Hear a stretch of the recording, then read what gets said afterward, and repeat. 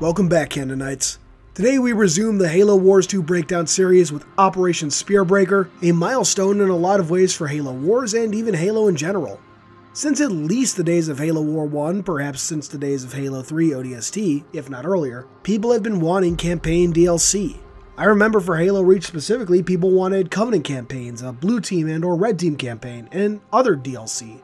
A lot of ideas were thrown around, and it's been the case for every Halo game since.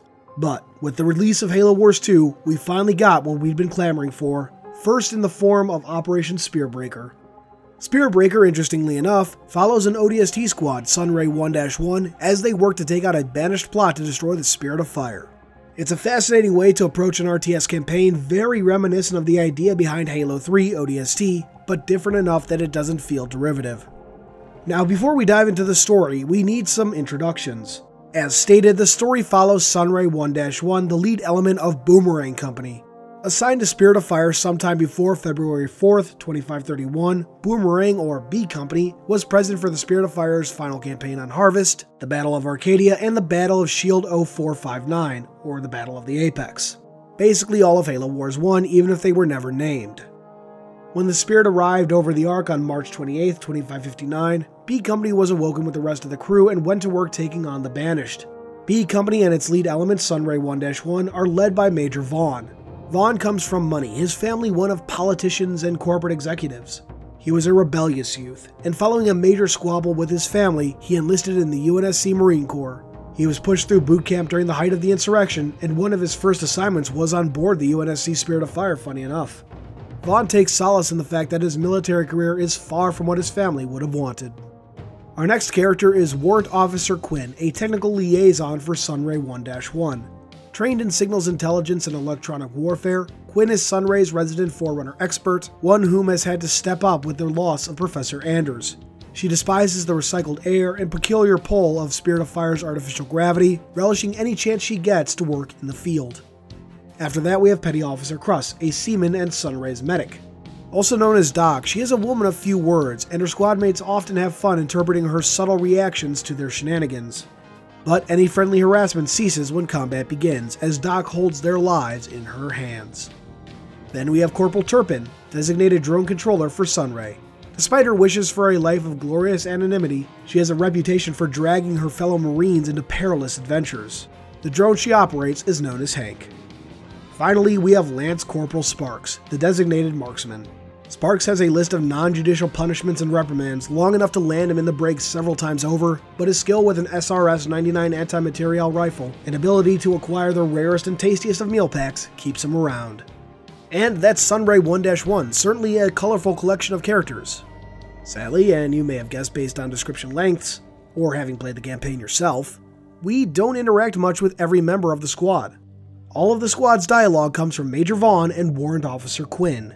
Both are interesting characters, but I would have loved to hear even a few lines from the other ODSTs, especially Sparks. Given his profile, I would have expected an almost Romeo-like mouth from him. But let's move on to the campaign. In the weeks following the disappearance of Professor Anders and the Halo Ring, the Spirit of Fire has continued to run anti-Banished operations. Now, a month later, the Banished are up to something new. On the Ark's North Spire, the Banished have erected a cloaking field. Sunray 1-1 is sent in to find out what the Banished are up to and put a stop to it. After dropping in, apparently the 200th drop for Quinn, Sunray begins moving towards the Banished operation site. On the way, they encounter a new type of Sentinel, the Controller Sentinel, attacking a Banished squad. Controllers are a new type of Sentinel, taking on a role similar to Enforcers, except we see here them deployed against an escalating non-flood related threat. Also, like Enforcers, they have powerful forward shields, but that's where the similarities end. Controllers are equipped with a powerful Sentinel Pulse, not unlike Retrievers, as their primary weapon, and a type of Sentinel Beam on their underside to prevent enemies from hiding in its blind spot. While the Enforcer deals with the Banished, Sunray moves up, meeting up with elements of India Company along the way, until they find another Controller Sentinel, this one attacking Spirit Forces. They take it out by targeting its back section before moving forward once again. Eventually, they find a teleportation pad and an exposition dump. No, seriously, a hologram of a brute warlord appears and basically tells Sunray and the player everything they need to know about this level. Banished operation, they're keeping it cloaked, controllers are interfering, there's human activity nearby, and most importantly, there are 5 towers maintaining the cloaking field. Before Sunray can move on, another controller shows up, but this time distracted by the Warlord hologram. This gives Sunray the perfect opportunity to take it out.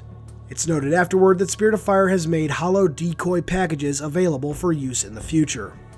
Now, in previous episodes of this series, I've talked about the Spirit of Fire acquiring modern UNSC tech and utilizing it themselves. Notably, thus far, this has been upgraded Mjolnir used by Red Team or upgraded Cyclopses, so on and so forth. However, here we have something else. Deployable holograms have been part of the lore since Halo Reach, the technology a Covenant one reverse engineered for UNSC use. Even if we assume that it's a prototype technology being used on Reach, a good way to explain the absence of AAs throughout the trilogy, by 2557 we can see that it is widespread enough that it is being used on the UNSC Spirit of Fire by Spartan 4s. Now, in Halo Wars 2, we see this type of technology returning with the ability to create holograms of entire squads. The Ark Outpost was home to a lot of research, and I can't help but wonder if this new hologram technology was reverse engineered directly from locally discovered Forerunner tech. I may be reading too much into things here, but the holograms do seem to have some sort of mass, even taking damage from enemy units. This could just be gameplay, but I also have to wonder if these holograms are made of hard light rather than regular light. Sorry about that tangent, but it's something that's been on my mind for a while. Shifting back to the story, Sunray moves through the teleporter to find banished units near a Forerunner tower under attack by a controller sentinel. After dealing with those, they take control of the tower, set up a base, and begin to work on controlling the remaining towers. In terms of gameplay, this level is a lot of fun, allowing you to directly engage with the Banished and Sentinels or lead the two to fighting each other. The map is a wide open space that allows the player to approach objectives in whatever order they want, generally at one's own leisure. While taking control of the towers, players can also find 2 additional exposition machines. One mentions the leader of this particular Banished operation, the hunter pair known as Colony. If you didn't see my leader profile video on them, Colony is a pair of Mega Lekgolo Bond brothers who command the majority of Lekgolo forces for the Banished. They work closely with Atriox but also have their own agenda. Sadly, we don't really see what that agenda might be in this exposition, but it's noted that they have been investigating the Keyship site in Colony's Phoenix log. Back to the story, once the 5 towers are taking control, Sunray moves to shut down the cloaking field. As soon as they do, a Retriever appears. From there on, it's a battle to take it down. Throughout this boss fight, the Retriever will call in Sentinel swarms to protect and heal itself. These swarms are similar to ones encountered in the vanilla campaign, except they move with the Retriever, making them a much deadlier obstacle to deal with. But once the Retriever is defeated, Spirit of Fire Comms is able to take a look at what the Banished have been up to. As it turns out, they have a ship, which is bad news for Spirit forces, so Sunray moves into the previously cloaked area to finish the job. As they approach the ship's site, it's revealed that the ship isn't being used to get reinforcements, but as a missile to destroy Spirit of Fire. Sunray is informed of 4 charging columns that need to be eliminated to stop the ship before finishing its initialization. Direct fire is applied first, as you would guess, but the charge is dropped into a protective baseplate. So a new unit, the Colossus, is called in to stomp on the baseplate until the charging column is offline. Once all 4 are offline, Spirit forces move to the ship's launch site to shut it down for good. The boss fight here is pretty good, taking out some Banished forces before fighting a Hunter Captain. The Captain will teleport around now and then, summoning a Shield and a Goliath pair, making for a fun boss fight, perhaps even better than Decimus, but that's debatable for sure. Once the Captain is defeated, Spirit forces are able to destroy the Forerunner ship in a manner that I and others have found both bizarre and almost canon breaking. They literally just throw some explosive charges at the ship, drop it into its chamber, and it's destroyed. A Forerunner ship destroyed by satchel charges. For as fun and interesting as the story is, this leaves a lot to be desired.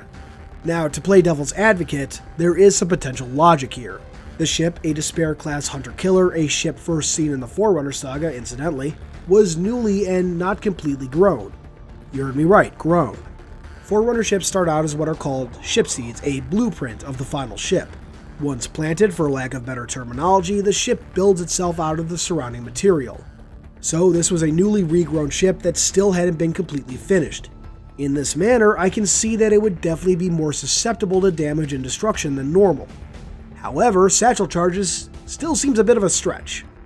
Personally, I would have liked to see them either use Banished explosives or, even better, call in a max strike from the Spirit of Fire. But that wraps up the main campaign for Halo Wars 2, Operation Spearbreaker.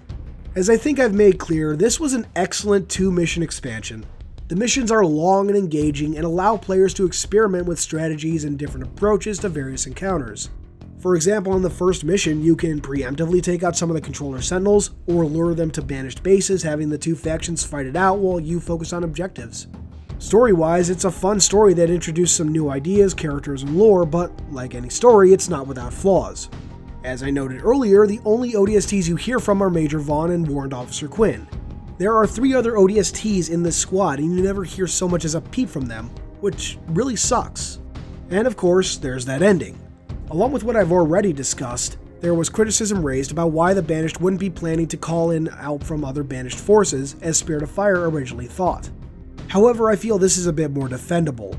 The trip to the Ark from the Milky Way is 8 months, meaning a round trip from the Ark to the Milky Way for reinforcements and back would be well over a year. To me, it makes sense that Colony and Atriox would prioritize destroying Spirit of Fire rather than getting help, especially since there are likely other ship seeds or even salvageable ships on the Ark. Once Spirit of Fire was taken care of, Atriox could have gotten help or grown a fleet of new ships at his leisure.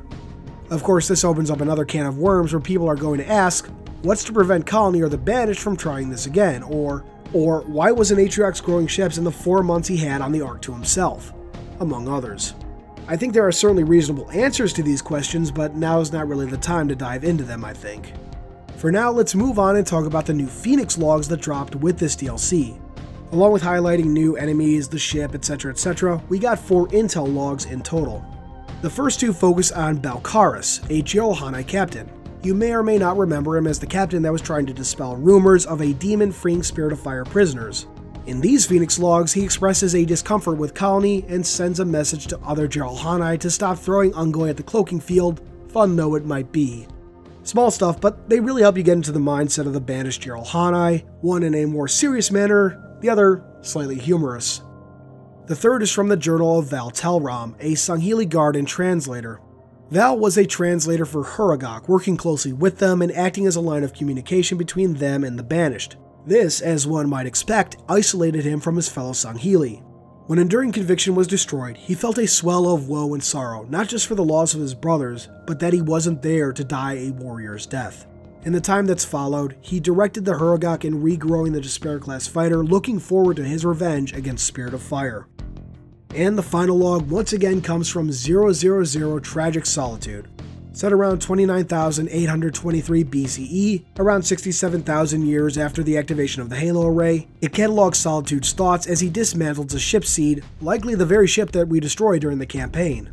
He describes the listlessness he feels, the temptation to forego the librarian's plan to break the stasis as he puts it.